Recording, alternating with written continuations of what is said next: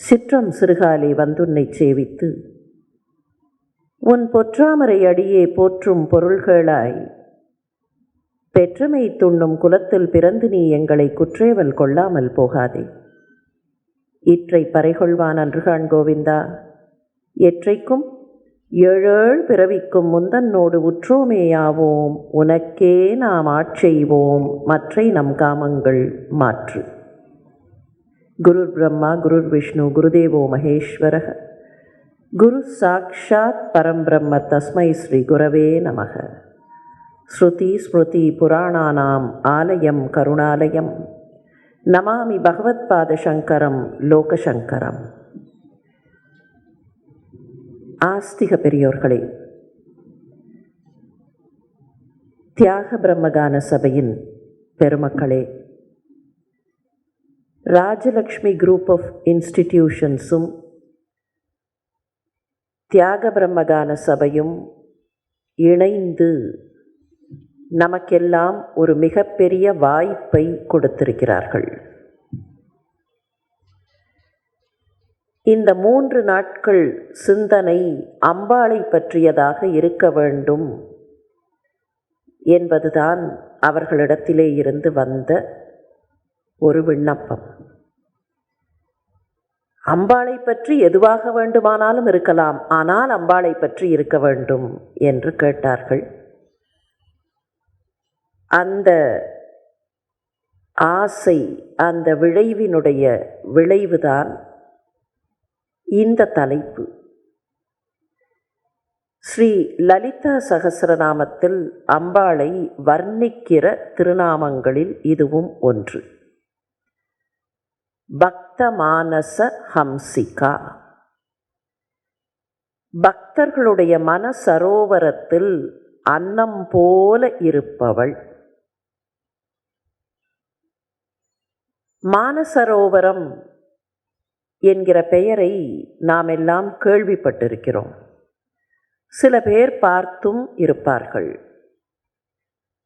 இமயமலை சாரலில், குறிப்பாக இமயமலையின் தெற்கு தென்கிழக்கு சாரலில் அமைந்திருக்கிற சரோவரம், அமைந்திருக்கிற ஒரு மிகப்பெரிய ஏரிக்குத்தான் மானசரோவரம் என்று பெயர்.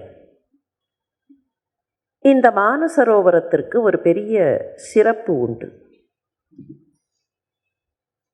மேலே இருக்கிற பனி உருகி இந்த ஏரியை நிரப்பும்.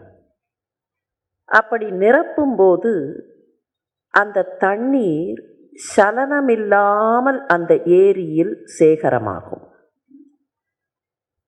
நன்றாக நீர் நிரம்பி இருக்கிற அந்த சரோவரத்தை அதனுடைய கரையில் நின்று பார்த்தால் அந்த நீர் ஸ்பட்டிகம் என்பார்களே, அப்படி ஸ்பட்டிகமாக துல்லியமாக இருக்கும், கிறிஸ்டல் கிளியர். கீழே என்ன இருக்கிறது, அடியில் என்ன இருக்கிறது என்பது மிக துல்லியமாக தெரியக்கூடிய ஒரு அழகான ஏரி. இதற்குத்தான் மானசரோவரம் என்று பெயர். மேலே கைலாயகிரியினுடைய அந்த சிகரம், அது சில நேரங்களில் சூரிய கிரணங்கள் பட்டு பொன் சிகரமாக காட்சியளிக்க, அதனுடைய கரையிலே கீழே இருந்து பார்க்கும்போது அதனுடைய தென் சரிவிலே இந்த ஏரி இருக்கும். ஏறத்தாழ கடல் மட்டத்திலே இருந்து 15,000 அடி உயரத்தில் இருக்கிற ஏரி.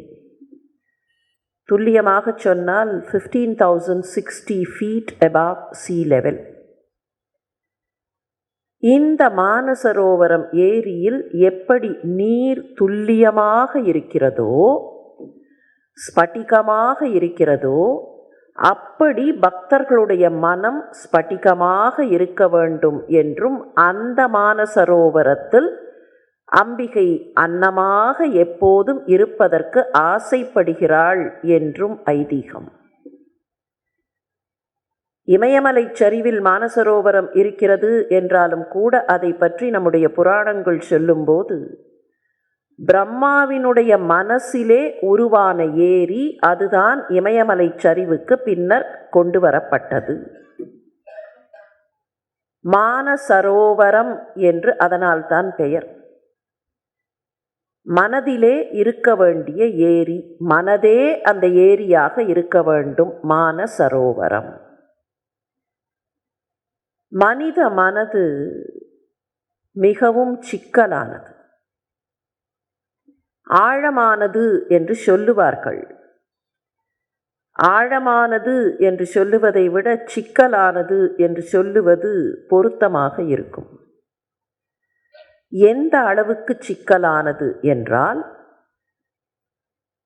அந்த மனதுக்கு யார் சொந்தக்காரரோ அவருக்கே புரியாத அளவுக்கு சிக்கலானது. அவரவர்களுக்கு அவரவர்கள் மனதிலே இருக்கக்கூடிய எண்ணங்கள், சிந்தனைகள் எல்லாம் முழுமையாக தெரியுமா என்றால் கேள்விக்குறிதான். எப்போதாவது சில நேரங்களில் உள்ளுக்குள்ளே இருக்கிற சில எண்ணங்கள் எட்டி பார்க்கும்போதுதான், ஓ, நம்ம மனசுக்குள்ள கூட இதெல்லாம் இருந்துதா என்று அவரவர்களுக்கே தெரியும். அந்த அளவுக்கு சிக்கலானது மனித மனது. இந்த மனத்தினுடைய பலம் என்ன என்று நினைக்கிறோமோ அதுதான் இந்த மனத்தினுடைய பலவீனம். இந்த மனசுக்கு எது பலம்? சிந்தனை என்பதுதான் இதனுடைய பலம். அம்பாளை பூலோக குழந்தைகளின் தாய், ஜெகன்மாதா, லோகமாதா என்றெல்லாம் அழைக்கிறோம். இந்த ஜெகன்மாதா இந்த குழந்தைகளை எப்படி வளர்க்கிறாள் என்பதற்கு ஒரு சின்ன தகவலை மாணிக்கவாசகர் கொடுத்தார்.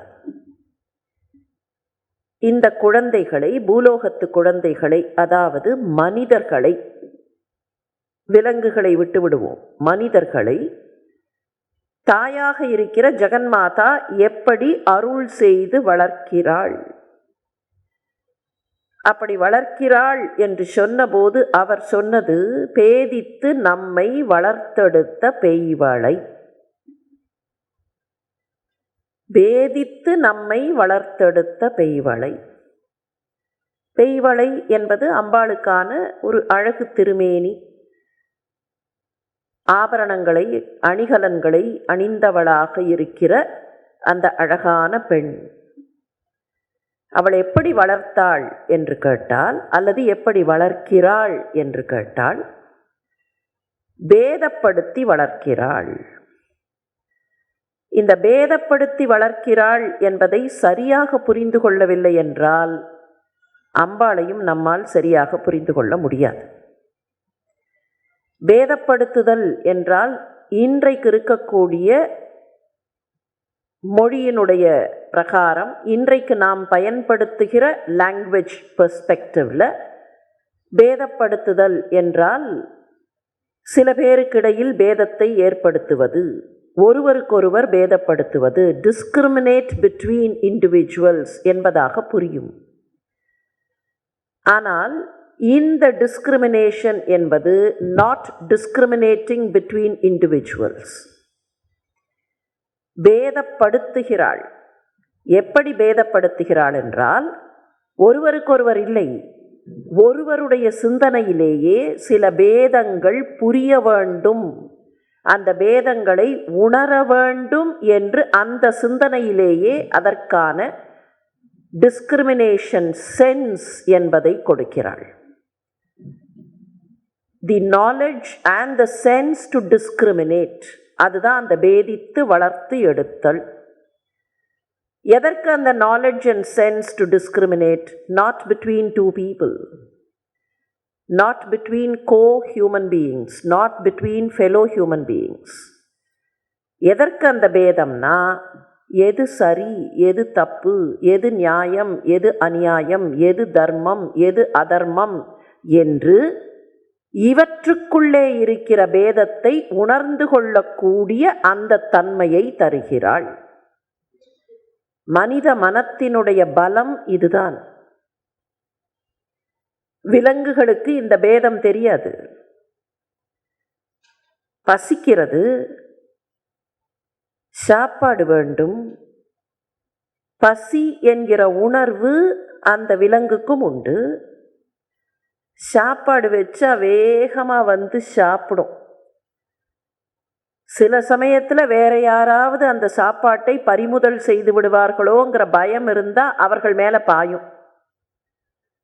அது தன்னுடைய இனமாக இருந்தால் கூட பாயும். நீங்கள் நாய்களுக்கு உணவு வைத்தால் சில நேரத்தில் பக்கத்தில் இன்னொரு நாயை சாப்பிட விடாது.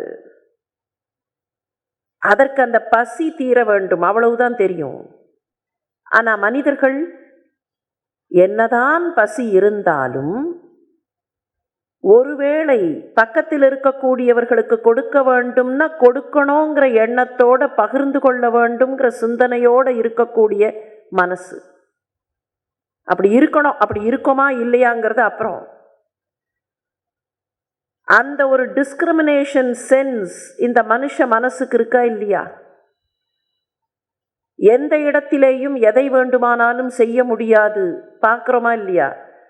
அவையில் எப்படி நடந்து கொள்ள வேண்டும், 4 பேர் இருக்கும்போது எப்படி நடந்து கொள்ள வேண்டும், எது நியாயம் எது அநியாயம், நியாயமாக இருக்கக்கூடியது என்ன, ஒருவேளை அந்த நியாயமாக நடந்து கொள்ளுகிற முறையில் அது அந்த நேரத்தில் எனக்கு சுயநலத்தில் பாதகமாக இருந்தால் கூட நான் அப்படித்தான் நடந்து கொள்ள வேண்டும்.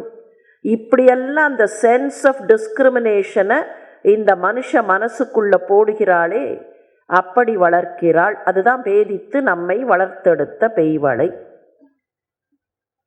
இது மனுஷ மனசுக்கு இருக்கக்கூடிய ஒரு பெரிய பலம். ஆனால் மனுஷ மனசுக்கு இந்த பலமே சில நேரங்களில் பலவீனமாகவும் மாறிவிடும். இப்போ இந்த மாதிரி எல்லாம் எது சரி எது தப்பு, இதுவா அதுவா, இப்படி பண்ணலாமா அப்படி பண்ணலாமா அப்படின்னெல்லாம் இந்த மனசு சிந்திக்கும்போது என்ன பிரச்சனையாகிறது? கூடுதலான சிந்தனைகள். இந்த சிந்தனைகள் அதிகப்பட அதிகப்பட அதிகப்பட நிறைய சலனங்கள். மனுஷ மனசினுடைய மிகப்பெரிய பலவீனம் அதனுடைய சலனம். இப்படி பண்ணலாமா அப்படி பண்ணலாமா, இது சரியா இது தப்பா, ஒன்றுமில்லை. எங்கேயாவது ஒரு இடத்துக்கு போகிறோன்னு வச்சுப்போம். அந்த இடத்துல எங்கேயோ ஒரு இடத்துல ஒரு சீட் இருக்கும். அந்த சீட்டில் போய் உக்காருவோம். கொஞ்ச நாள் ஆனோடனே இந்த இடம் கரெக்டாக இருக்குமா, இல்லை இன்னும் கொஞ்சம் அங்கே போய் உக்காந்தா கரெக்டாக இருக்குமா? மனசு சலனப்படுகிறதா இல்லையா? எந்த வேலையை பண்ணினாலும் இதை இப்படி பண்ணலாமா அப்படி பண்ணலாமா, இப்படி கரெக்டாக தான் பண்ணியிருக்கோமா இல்லை இப்படி மாற்றிடலாமா? ஒரு விஷயத்துலையும் நினச்சி பார்த்தோம்னா, இன்ட்ரோஸ்பெக்ட் பண்ணி பார்த்தோம்னா முழுமையான திருப்தி எதுலேயுமே வராமல் இதுவா இதுவா இதுவா இதுவா அப்படின்னு சலனப்பட்டு கொண்டே இருக்கக்கூடிய டெம்டேஷன்ஸுக்குள்ள அதிகமாக விடக்கூடிய மனசு. இப்போ இந்த மனசை ஸ்படிகம் போல செய்யக்கூடிய நிலையில் ஸ்படிகமாக இந்த மனசை கண்ட்ரோல் பண்ணி இந்த மனசை எந்த சலனமும் இல்லாமல் பக்தியில் அப்படியே ஸ்படிகமாக வச்சிருந்தா அந்த ஸ்படிகத்தில் ஹம்சமாக இருப்பதற்கு ஆசைப்படுபவள் அவதான் பக்த மானச ஹம்சிகா. அந்த மாதிரி சாத்தியமா அப்படின்னு கேட்டால் இந்த திருநாமத்தில் இன்னொரு சூட்சுமமும் இருக்கு.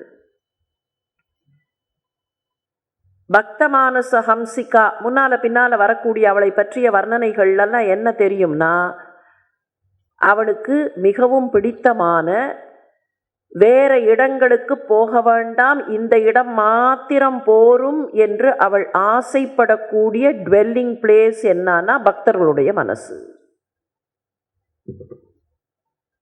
வேற எங்க வேணாலும் வேண்டாம், எனக்கு அந்த இடங்களெல்லாம் வேண்டாம், பக்தர்களுடைய மனம் எனக்கு போதும் என்று எண்ணக்கூடிய லோகமாதா. அவளை பற்றித்தான் இன்று தொடங்கி வருகிற இந்த 3 நாட்களில் எல்லோருமாக சேர்ந்து சிந்திக்க இருக்கிறோம். அம்பாளுடைய உபாசனை என்பது இந்த தேசத்தில் மிகவும் பரவலான ஒன்று. காளிதாசரில் ஆரம்பித்து வரிசையாக பார்த்தால் அம்பிகையை பலவிதமாக உபாசித்தவர்கள்தான் நிறைய பேர். இந்த தேசத்தினுடைய மகான்கள் பல பேர் அம்பிகை உபாசகர்களாக இருந்தவர்கள். நமக்கு தெரிந்து காளிதாசரில் ஆரம்பிக்கலாம், அதுக்கு முன்னால் ஆதிசங்கரில் ஆரம்பிக்கலாம். மகாகவி பாரதியாரை தொடர்ந்து வந்தவர்கள் கூட மிகப்பெரிய அம்பாள் உபாசகர்களாக இருந்தவர்கள். அம்பிகையை அன்புனால வழிபட்டவர்கள். வேதத்தில் ஸ்ரீவித்யை அப்படின்னு அம்பாள் உபாசனையை பற்றிய குறிப்பு வரும். இன்னைக்கும் கூட ஸ்ரீவித்யைன்னு சொன்னால் அம்பாளை உபாசிக்கிற முறை அப்படின்னு தான் கணக்கு. ஸ்ரீவித்யா உபாசனை அப்படின்னே சொல்லுவார்கள்.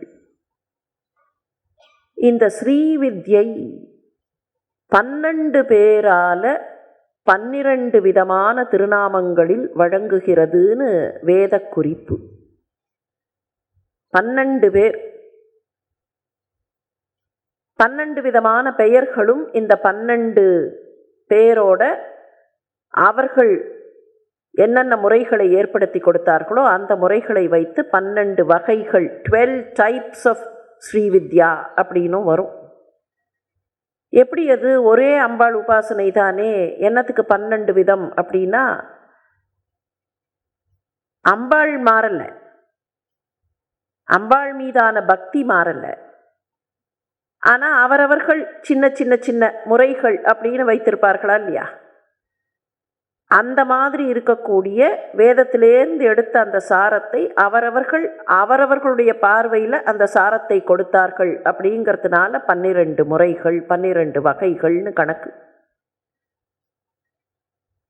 மனுஹு சந்திரஸ்ச குபேரஸ்ச லோபாமுத்ரா ச மன்மதக அகஸ்திர் அக்னி சூரியஸ்ச இந்திரஸ்கந்த சிவஸ்ததா குரோதபட்டாரகோ தேவ்யா துவாதசாமி உபாசகரக. 12 பேர். மனு, வைவஸ்வத மனு என்று அழைக்கப்படுகிற மனு, அதனால மனு வித்யானே பேரு. சந்திரன், மிகப்பெரிய அம்பாள் உபாசகன் சந்திரன், அதுக்கு ராஜவித்யைன்னு பேர். சந்திரன் எப்படியெல்லாம் அம்பாளை உபாசனை பண்ணினானோ அந்த முறைக்கு ராஜவித்யை. குபேரன், அம்பாள் உபாசகனாக இருந்த குபேரன். குபேரன் அம்பாளை உபாசனை பண்ணினதுனால தான் அவன் நவநிதியங்களுக்கு அதிபதியே ஆனான். அது எப்படிங்கிறத கொஞ்சம் பின்னால் பார்க்கலாம். லோபாமுத்ரா, அகஸ்தியருடைய தர்மபத்தினி லோபாமுத்ரா. மன்மதன், அகஸ்தியர், அக்னி, அக்னிதேவன், சூரியன், இந்திரன், தேவேந்திரன், ஸ்கந்தன், முருகப்பெருமான், சிவபெருமான். சூரியஸ்ச இந்திர ஸ்கந்த சிவஸ்ததா, சாக்ஷாத் சிவ பரம்பொருள் அம்பாள் உபாசகர். குரோதபட்டாரகோ, எப்போதும் கோபத்திலே இருந்தவர், ஆனால் பட்டாரிகராக இருந்தவர். துர்வாசருக்கு அந்த பெயர். துர்வாசர் மிகப்பெரிய அம்பாள் உபாசகர். இப்படி தேவியை 12 பேர் உபாசனை செய்திருக்கிறார்கள். இதில் லோபாமுத்ராவினுடைய அந்த ஸ்டைலுக்கு ஹாதி வித்யான்னு பேர். வித்யைகளிலேயே, ஸ்ரீவித்யைகளிலேயே மிகவும் உயர்ந்தது எதுன்னு கணக்கு பார்த்தா ஹாதி வித்யா. லோபாமுத்ரா எப்படியெல்லாம் உபாசனை செய்தாலோ அதுதான் மிக உயர்ந்தது அப்படின்னு சொல்றது உண்டு. லோபாமுத்ராவினுடைய அந்த ஸ்டைல் என்னான்னு பார்த்தா முழுக்க முழுக்க முழுக்க அன்பினால் அந்த அம்பாளை உபாசனை செய்தது. இப்படி வழி வழியாக அம்பாளை உபாசித்தவர்கள். அம்பாள் உபாசகர்களுக்கு என்னெல்லாம் கிடைக்கும் அப்படின்னு ஒரு கேள்வி வரலாம். என்னெல்லாம் கிடைக்கும், என்ன பலன்கள் கிடைக்கும்? நமக்கு தெரியும் என்னெல்லாம் பலன்கள் கிடைக்கும்னு. காளிதாசர் எப்படி காளிதாசர் ஆனார் அப்படிங்கிறது தெரியுமா இல்லையா? வார்த்தைகளை சொல்லுவதற்கு கூட தெரியாமல் இருந்தவர், எந்த எழுத்தை எந்த எழுத்தோடு சேர்க்க வேண்டும் என்று தெரியாமல் இருந்தவர். அந்த காளிதாசர் மிகப்பெரிய கவிஞராக, காவியகர்த்தாவாக, நாடக ஆசிரியராக உருவானார்னு சொன்னால் அப்போ அம்பாளுடைய அந்த அருள், அவளுடைய அந்த கிரேஸ் எப்படிப்பட்டதாக இருந்திருக்க வேண்டும். இன்னைக்கு வரைக்கும் காளிதாசருடைய அந்த காவியங்களையும் நாடகங்களையும் தோற்க செய்வதற்கு வேற யாரும் இல்லை. இன்னைக்கும் நமக்கு ரெஃபரன்ஸ் கோல்ட் ஸ்டாண்டர்ட் என்னன்னா காளிதாசர் தான். அந்த காளிதாசருக்கு நிகராக அவர்தான். காளிதாசருக்கு அந்த பெருமை வந்ததுன்னு சொன்னா அதற்கு காரணம் அம்பாளுடைய அருள். வடநாட்டில் காளிதாசர்னு சொன்னா அதே மாதிரியாக காளிதாசருக்கு நிகழ்ந்தது போலவே ஒரு சம்பவம் தென்னாட்டில் நடந்தது. வரதன்னு பேர் ஒருத்தருக்கு. அவர் மடப்பள்ளியில் வேலை பார்த்து கொண்டிருந்தார். அகிலாண்டேஸ்வரியினுடைய திருக்கோயில் மடப்பள்ளியில் வேலை பார்த்தார். அவருடைய மனைவியும் அதே திருக்கோயிலில் வேறு சில பணிகளில் ஈடுபட்டிருந்தார்கள். 2 பேரும் கோவிலுக்கு ஒன்றாக வருவார்கள். இரவு நேரத்தில் சில நாட்களுக்கு சாயரட்சை பூஜை முடிஞ்சுடுத்துனா, இல்லை சில நாட்களுக்கு அர்த்தஜாமமும் முடிஞ்சு 2 பேரும் ஒன்றாக திரும்பி போவார்கள். ஒரு நாள் அந்த அம்மாவுக்கு கொஞ்சம் அர்த்தஜாம பூஜையின் போது டியூட்டி. இவருக்கு அன்னைக்கு சீக்கிரமே வேலை முடிஞ்சிடும். அந்த அம்மா சொன்னார்கள், நீங்கள் மண்டபத்தில் உட்கார்ந்துருங்கள், நானும் வந்துடுறேன், அதுக்கப்புறமா 2 பேரும் போகலாம். சரினர். அப்படி மண்டபத்தில் கொஞ்சம் இருட்டாக இருக்கிற இடத்துல உட்காந்துட்டு இருந்தார். கொஞ்சம் களைப்பாக இருந்தது. நல்ல வெளிச்சத்தில் போய், அப்போல்லாம் அகல் விளக்குகள் தானே ஏற்றி வைப்பார்கள், இல்லைன்னா பந்தங்கள் ஏற்றி வைப்பார்கள். அதில் போய் ரொம்ப நாளைக்கு அந்த வெளிச்சத்தில் இருந்தால் போகிற வரக்கூடிய மக்களுக்கு இடைஞ்சலாக இருக்க வேண்டாம், நாம் ஒரு மூலையில் உக்காந்துக்கலாம், மண்டபத்தில் தானே அப்படின்னு கொஞ்சம் வெளிச்சம் குறைவாக இருந்த இடத்துல உட்காந்துருந்தார். அப்படியே கண் அசந்து போயிட்டார். களைப்பாக இருந்தது, கண் அசந்துட்டார். பூஜை அங்கே முடிஞ்சுது. அந்த அம்மாவுக்கு டியூட்டிலாம் முடிஞ்சுது. வந்தார்கள். பார்த்தா இவர் எங்கே இருக்காருன்னு தெரியல. சுற்றி பார்த்தார்கள். இவர் கொஞ்சம் காலை நீட்டி உக்காந்துக்கணும், மற்றவர்கள் எதிரில் காலை நீட்டி உட்கார வேண்டாங்கிறதுக்காக கொஞ்சம் இருட்டான பகுதிக்கு போய் உக்காந்துட்டார். அவர்களுக்கு இவர் எங்கே இருக்காருன்னு தெரியல. சரி, வீட்டுக்கு போயிட்டார் போல இருக்கு, வீடு பக்கத்தில் தானே, வீட்டுக்கு போயிட்டார் போல இருக்குன்னு நினச்சி அவர்கள் வீட்டுக்கு போயிட்டார்கள். இவர் மண்டபத்திலேயே நல்லா தூங்கி போயிட்டார். நல்ல நட்ட நடு நிசி நெருங்குகிற நேரம். அந்த சமயத்தில் அதே மண்டபத்தில் அந்த பக்கத்தில் அம்பாள் உபாசகர் ஒருத்தர், அம்பாள் உபாசகர் அப்படிங்கிற பெயரில் அம்பாளை பற்றிய மந்திரங்களை எல்லாம் அத்தியனம் செய்து கொண்டு அந்த மந்திரங்களை எல்லாம் ஓதிக்கொண்டு அந்த பக்கத்தில் மண்டபத்தில் ஒருத்தர் உட்காந்துட்டு இருந்தார். அவர் பாட்டுக்கு அவருடைய மந்திரம் உச்சாடனம் எப்படின்னா இரவு பகலாக மந்திர உச்சாடனம். அவர் நான் ஸ்டாப்பாக அந்த மந்திர சப்தம் மாத்திரம் இவருக்கு கேட்டுருக்கு. அது அப்படியே இவருக்கு ஏதோ லல்லபை மாதிரி இவர் தூங்கிட்டார். ஒரு நட்ட நடு நிசி நேரத்தில் அந்த மண்டபத்தில் ஒரு அழகான பெண் நடந்து வந்தாள். ஒரு சின்ன குழந்தை, பெண் குழந்தை, நல்ல அழகான சிவப்பு பாவாடை, பட்டு பாவாடை கட்டி கொண்டு அப்படி கால் சலங்கை கலீர் கலீர்னு சத்தம் பண்ண நடந்து வந்தால். இந்த உட்காண்டிருந்தாரால் அந்த வரதன் அப்படி லேசாக கண்ணை திறந்து பார்த்தார். அந்த கலீர் கலீர் கிணுகிணின்ற அந்த சத்தம் கேட்டுது. லேசாக கண்ணை திறந்து பார்த்தார். ஒரு பெண் குழந்தை நடந்து போனால் அவருக்கு தூக்க கலக்கத்தில் அவ்வளவா அவர் ஒன்றும் அதை பற்றி கவனிக்கலை. அதே அந்த தூணில் சாஞ்சு அப்படியே தூங்கிட்டார். அந்த பெண் குழந்தை அந்த பக்கம் போனால் அங்கே உச்சாடனம் பண்ணிட்டு இருந்தவர் அவர் தோளை போய் தட்டினா. நல்ல உக்கிரமாக அப்படி கண்ணை மூடி உச்சாடனம் பண்ணிட்டு இருந்தவர் தோளை அப்படி தட்டின உடனே அப்படி திரும்பி பார்த்தார். ஒரு அழகான பெண் குழந்தை நிற்கிறாள். சின்ன குழந்தை, 2-3 வயசு குழந்தை. நவுந்து போ அப்படின்னார். அவருக்கு அது டிஸ்டர்பன்ஸாக இருந்தது. அவள் மறுபடியும் தட்டினா. நான் போன்னு சொல்கிறேனா இல்லையா? அவர் என்ன நினச்சார், அம்பாளை நாம் அப்படியே உருகச் செய்து அழைத்து கொண்டிருக்கிறோம் இந்த மந்திரங்கள்னால.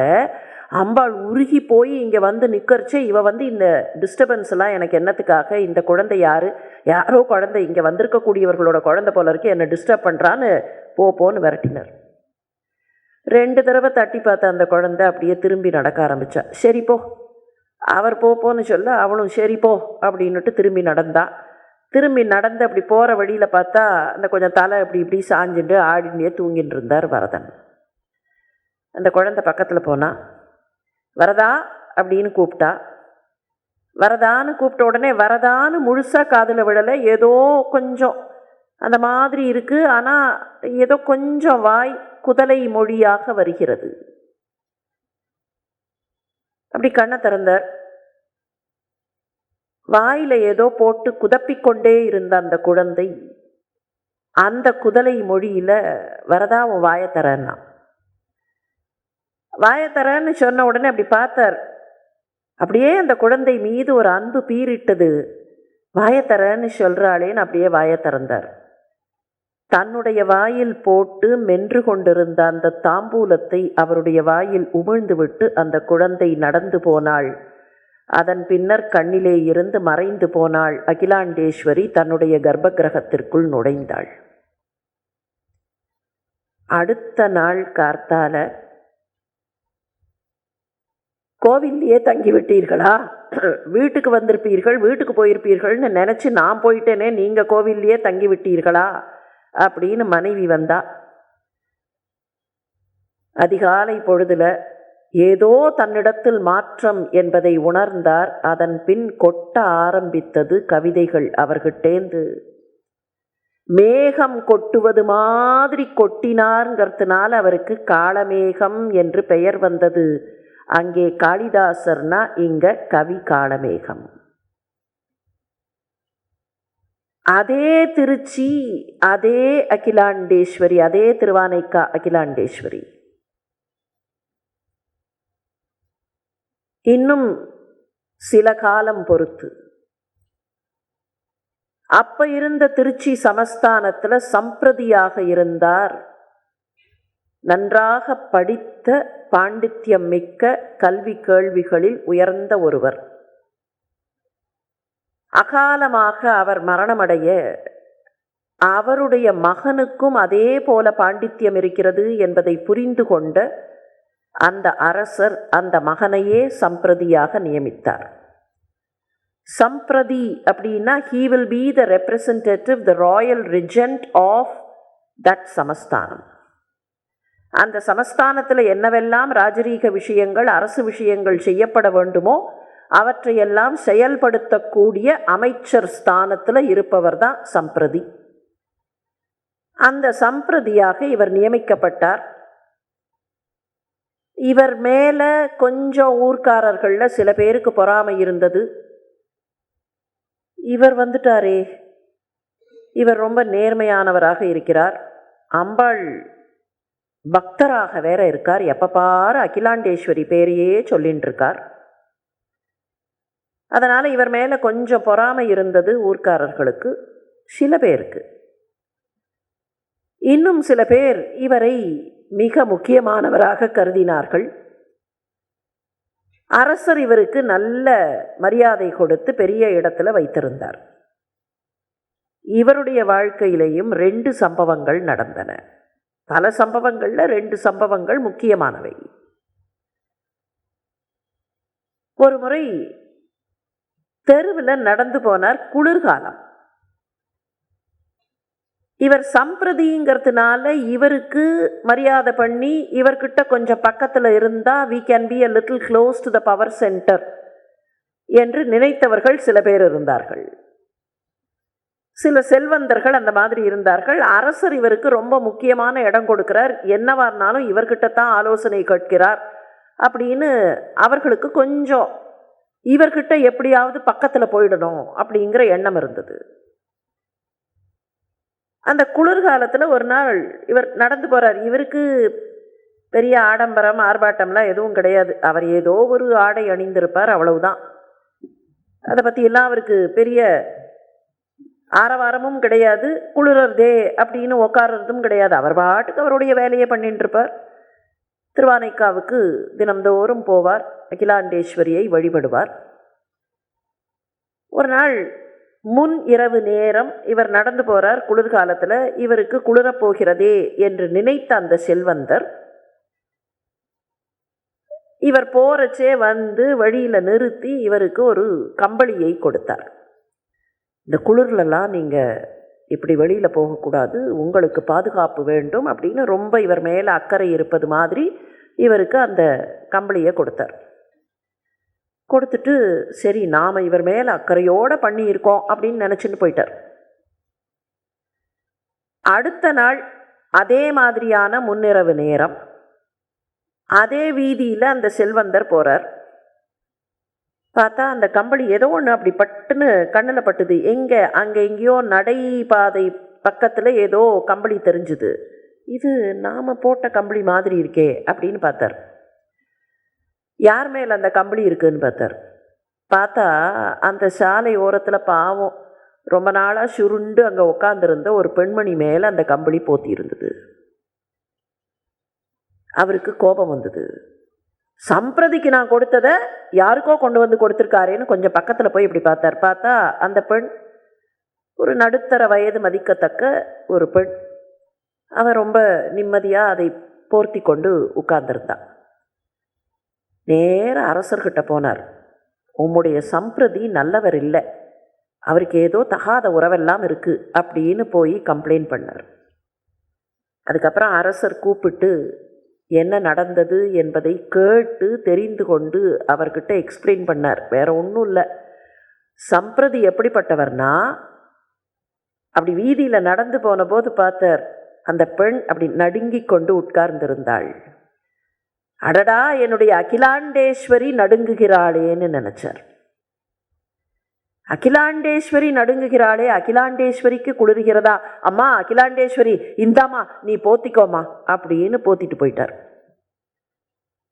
இது எதுக்குன்னா அவருடைய அன்பு எப்பேற்பட்டது, அவருடைய பக்தி எப்பேற்பட்டது. அகிலாண்டேஸ்வரியை எங்கே பார்த்தார்னா அகிலத்தில் மொத்தத்துலேயும் பார்த்தார். அப்படி பார்த்த இந்த சம்பிரதியின் வாழ்க்கையில் இதற்கு பின்னர் நடந்த சம்பவம், அம்பாள் எப்படி அவருக்கு அருள் பண்ணினாள், அவருக்கு மாத்திரமில்லை தன்னுடைய குழந்தைகளுக்கு எப்படியெல்லாம் அம்பிகை தன்னுடைய அன்பை காட்டுவாள்ங்கிறத காட்டுற ஒரு சம்பவம். அந்த மன்னர் காலப்போக்கில் இறந்து போனார். மன்னருடைய மனைவி சமஸ்தானத்தின் அரசியாக ஆட்சியை தொடர்ந்தார். சம்பிரதியை மாற்றலை, இவரே சம்பிரதியாக இருக்கட்டும் அப்படின்னு சொல்லிட்டு, ஏன்னா அந்த அம்மாவுக்கு பெருசாக விஷயங்கள் தெரியாது. ராஜா இருந்த வரைக்கும் ராஜா பார்த்துட்டார். இப்போ தனக்கு தெரியாதுங்கும்போது சம்பிரதி இவரே இருக்கட்டும், நல்ல பெண்மணி, அதனால் அவரே இருக்கட்டும்னு சொல்லிட்டு ஆட்சியை இவர் பார்த்து கொள்வார்னு நம்பி ஆட்சியை நடத்தினார்கள். இந்த சேஞ்ச் ஆஃப் ரூலர் வந்தால் போய் பின்னாலேருந்து எதையாவது கோள் சொல்லக்கூடியவர்கள் நிறைய பேர் இருப்பார்கள். இப்போ இந்த அரசிகிட்டையும் போய் சில பேர் இந்த சம்பிரதி ரொம்ப மோசம், ராஜா நாங்கள் சொன்ன போதெல்லாம் கேட்கல, அவருக்கு ஒன்றும் நாட்டு மேலெல்லாம் அக்கறை கிடையாது, அவர் பாட்டுக்கு என்னமோ கோவில் கோவில்னு போவார், அவருடைய பக்தி எல்லாம் ஆஷாட பூதித்தனம் அப்படி இப்படின்னு அவரை பற்றி சொன்னார்கள். இந்த அம்மா மனசில் கொஞ்சம் அது நெருடலாக இருந்தது. அதே சமயத்தில் ஒரு சிக்கல் வந்தது. என்ன சிக்கல்னா, அப்போது த ஜியோபொலிட்டிக்கல் சிச்சுவேஷன் அப்படின்னு சொல்கிறோமே, அந்த ஜியோபொலிட்டிக்கல் சிச்சுவேஷன் ரொம்ப ஸ்ட்ராங்கெல்லாம் இருக்கல. ஏற்கனவே சில படையெடுப்புகள் நடந்திருந்தன. சின்ன சின்ன சின்ன சமஸ்தானங்களாக இந்த சமஸ்தானங்கள் எல்லாம் மாறி போயிருந்தன. அந்த பக்கத்தில் மேற்கிலேருந்து நவாப், அந்த நவாபினுடைய வழித்தோன்றல்கள், அவர்களுடைய ஆட்சி, இதெல்லாம் நடந்து கொண்டிருந்த நேரம். அந்த நேரத்தில் இந்த பக்கத்தில் சிவகங்கை அங்கெல்லாமும் சில பிரச்சனைகள்லாம் வந்து கொண்டிருந்த நேரம். திருச்சி, அந்த பக்கம் சிவகங்கை, இப்படி அங்கங்கே சின்ன சின்னதாக இருந்த சமஸ்தானங்கள். இதில் ஒரு பர்டிகுலர் லேண்ட் ஏரியாவை பற்றி, இது இந்த சமஸ்தானத்தின் சொத்தா இல்லை அது அவர்கள் எடுத்துக்கொள்ள வேண்டியதா, அந்த மாதிரி ஒரு சிக்கல் ஓடின்னு இருந்தது. அந்த சிக்கலில் முன்னால் இருக்கக்கூடிய குறிப்புகள், பழைய காலத்து பதிவுகள், அப்போல்லாம் ஓலை சுருளில் தானே அந்த பதிவுகள்லாம் இருக்கும். அந்த பதிவுகள்லாம் எங்கே இருக்குது என்ன அப்படின்னு கண்டுபிடிக்க முடியல. அந்த நில சிக்கலை எப்படி தீர்க்கறதுன்னு டிஸ்கஷன் போயின்னு இருக்கு. அரசிக்கு அவ்வளவாக தெரியாது. சம்பிரதி இப்படி செய்யலாம் அப்படி செய்யலான்னு இருக்கார். ஆனால் சம்பிரதி சொல்கிறது தப்பு, இப்படியெல்லாம் செய்யக்கூடாது, அவர்களுக்கு விட்டு கொடுத்து விடுவார். அவர் என்ன சொல்கிறார், இல்லை இதில் இவ்வளவு தான் நமக்கு சொந்தம், இன்னொரு பீஸு அவர்களோடது, அதனால் நாம் அதற்கு போய் கிளைம்லாம் பண்ணக்கூடாது அப்படின்னு சொல்லும்போது மற்றவர்கள்லாம் இல்லை பாருங்கள், அவர் உங்களோட விஸ்தீரணத்தை குறைச்சிருவார் அப்படி இப்படின்னு அவர் மேலே காழ்ப்புணர்ச்சியோடு பழி சொல்லி இருக்கிறார்கள். இந்த டிஸ்கஷன் நடந்துட்டு இருக்கிற சமயத்தில் அரசியார் அந்த பதிவு, எந்த பதிவு இருக்கோ என்ன டாக்குமெண்ட் இருக்கோ அந்த ஓலைச்சுருள் கிடைத்து விட்டது கண்டுபிடித்து விட்டார்கள். அதை எடுத்து ஒரு நாள் சாயங்கால நேரம், அந்த நேரத்தில் சம்பிரதியை வர சொல்லி, இதை பாருங்கள் இதில் இருக்குது, நீங்கள் சொன்ன மாதிரி தான் இதில் எழுதியிருக்கு அப்படின்னு கையில் கொடுக்கும்போது அந்த டிஸ்கஷன் முழுசாக, ஏன்னா அவர்களுக்கு தெரிஞ்சது கொஞ்சம்தான், அவர்கள் இன்னும் முழுசாக படிக்கலை, இதில் ஏதோ இருக்குது பாருங்கள்னு கையில் கொடுக்கும்போதே இவர் அப்படி கையில் வாங்கினவர் என்ன பண்ணார், அப்படியே ஓலைச்சுருளை போட்டு நல்லா கசக்கினார். அது ஏற்கனவே பழசு, அப்படியே பிஞ்சு கிழிஞ்சு தூள் தூளாக பொடி பொடியாக உதிர்ந்தது. போராதா, ஏற்கனவே இவரை பற்றி கோள் சொல்லி இவர்கள் பாருங்கள், he destroyed the evidence, உங்களுக்கு கிடைக்க வேண்டியதையும் சேர்த்து கிடைக்காமல் பண்ணுகிறார், இந்த ராஜ்யத்திற்கு இவர் எதிரி அப்படின்னு சொல்லி அவரை பற்றி இதுதான் சந்தர்ப்பம் என்று கோள் சொன்னார்கள். ஏற்கனவே அந்தம்மா மனசில் கொஞ்சம் நெருடல் இருக்குது, சம்பிரதியாரை இப்படி பண்ணிட்டீர்களே, இருந்ததும் போச்சே அப்படின்னு அவர்கள் சொன்னார்கள். கொஞ்சம் வருத்தத்தில் அவர்கள் போய் உட்கார்ந்து விட்டார்கள். கோபத்தில் அவர் அந்த பக்கத்துலேருந்து சம்பிரதி அதை பற்றிலாம் கவலைப்படலை, அவர் பாட்டுக்கு போயிட்டார். இதற்குள்ள ராணிக்கு ஒரு அரை மணி நேரம் ஆயிருக்கும், அரை மணி நேரம் 3/4 மணி நேரம் ஆயிருக்கும். பார்ப்பதற்கு யாரோ வந்திருக்கிறார்கள். யாருன்னு கேட்டால் திருவானைக்கா திருக்கோயிலிருந்து வந்திருக்கிறார்கள். அங்கிருந்து சிவாச்சாரியார் அவருடைய சிஷ்யர்கள் 2 பேரை அனுப்பியிருக்கார். அவர்களும் கோவிலில் பூஜை செய்யக்கூடியவர்கள், ஆனால் இளைஞர்கள். 2 பேரும் வந்தார்கள். என்னான்னு கேட்டார்கள் அந்த அம்மா. இல்லை ஒன்றுமில்லை, இன்றைக்கி சாயரட்ச பூஜைம்போது அங்கே கோவிலில் ஒரு சம்பவம் நடந்தது, அதை பற்றி அரசிக்கு தெரியாமல் இருக்கக்கூடாதுங்கிறதுக்காக சொல்லிட்டு வர சொன்னார்கள். அதுக்கு பரிகாரமெல்லாம் பண்ணியாச்சு, இருந்தாலும் ராஜாவுக்கும் ராணிக்கும் தெரியாமல் இருக்கக்கூடாதுங்கிறதுனால சொல்லிட்டு போகிறதுக்கு வந்தோம். என்ன நடந்தது? ஒன்றுமில்லை, இன்றைக்கி சாயரட்ச பூஜை. அந்த பூஜை சமயத்தில் விளக்கெல்லாம் ஏற்றி வச்சுட்டு எல்லா பூஜையும் நடக்கும்போது அது என்ன தப்பு நடந்ததுன்னு தெரியல, அம்பாளுக்கு என்ன கோபம்னு தெரியல, அம்பாளுடைய திருப்பாவாடையில் அந்த விளக்குலேருந்து நெருப்பு பொறிப்பட்டு தீ பத்திடுத்தேன்னு எல்லாரும் பதறின போது ஏதோ ஒரு கை வந்து அப்படி 2 கையாக வந்து அந்த பாவாடையை அப்படி கசக்கி அந்த நெருப்பை அணைச்சுடுத்து. எப்போது இது நடந்தது? சாயரட்சை பூஜை. சாயரட்ச பூஜை நேரத்தையும் இங்கே சம்பிரதி அப்படி கசக்கி போட்டாரே அந்த நேரத்தையும் ஒப்பிட்டு பார்த்தார்கள். 2ம் ஒரே நேரம். சம்பிரதி அந்த ஓலைச்சுருளை கசக்கலை, அம்பாளுடைய திருப்பாவாடையில் நெருப்பு பற்றினது அவருக்கு ஞான திருஷ்டியில் தெரிஞ்சுது. அம்பாளுடைய திருப்பாவாடையின் அந்த நெருப்பை தன்னுடைய கைகளால் அணைத்து அம்பாளுக்கு தன்னுடைய அன்பை தெரிவித்தார் தாயுமானவர். திருச்சி சமஸ்தானத்தின் சம்பிரதியாக இருந்த தாயுமானவர் வாழ்க்கையில் நடந்த சம்பவம். இப்படி அம்பாள் மீது பக்தியோடு இருக்கக்கூடியவர்கள்